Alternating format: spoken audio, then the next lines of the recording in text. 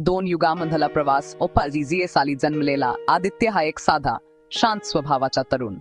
त्याचे बालपण आई वडिलांच्या संस्कारांमध्ये घडले होते. खोट बोलू नकोस, मोठ्यांचा आदर ठेव, मेहनतीशिवाय यश मिळत नाही, ही वाक्य त्याच्या आयुष्याचा पाया होती. मोबाईल, सोशल मीडिया, दिखावपणा यापेक्षा पुस्तकं, माणसं आणि नातेसंबंध त्याला जवळचे वाटायचे. पण जसजसा काळ पुढे गेला तसतस आदित्यला जाणवू लागलं की तो ज्या युगात जगतोय ते त्याच्यासाठी बनलेलंच नाही.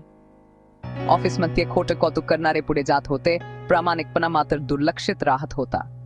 सोशल मीडियावर खोटं आयुष्य दाखवणारे लोकप्रिय होत होते, तर स्वतः सारखा खरा असणारा आदित्य एकटा पडत होता.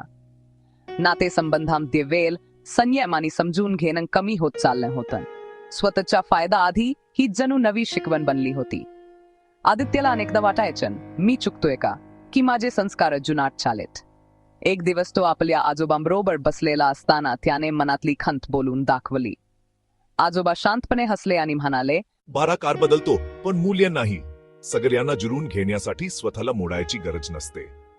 त्या दिवशी आदित्यला पहिल्यांदा उमगलं, तो कमकुवत नाही, तो वेगळा आहे. तो मागासलेला नाही, तो मुलाशी जोडलेला आहे. आज जग जलद आहे, स्वार्थी आहे, पण त्यातही अशा लोकांची गरज आहे जे थांबून विचार करतात, जे नात्यांना किंमत देतात, जे प्रामाणिक राहतात. आदित्यने ठरवलं, तो काराशी जुळवून घेईल पण स्वतःला गमावणार नाही. कारण प्रत्येक युगाला अशा माणसांची गरज असते, जे माणूस म्हणून जगणं विसरू देत नाहीत. आदित्य अजूनही संघर्ष करतो, एकटेपणा जाणवतो, पण आता त्याला माहित आहे तो चुकीच्या युगात नाही, तो योग्य मूल्यांचा माणूस आहे.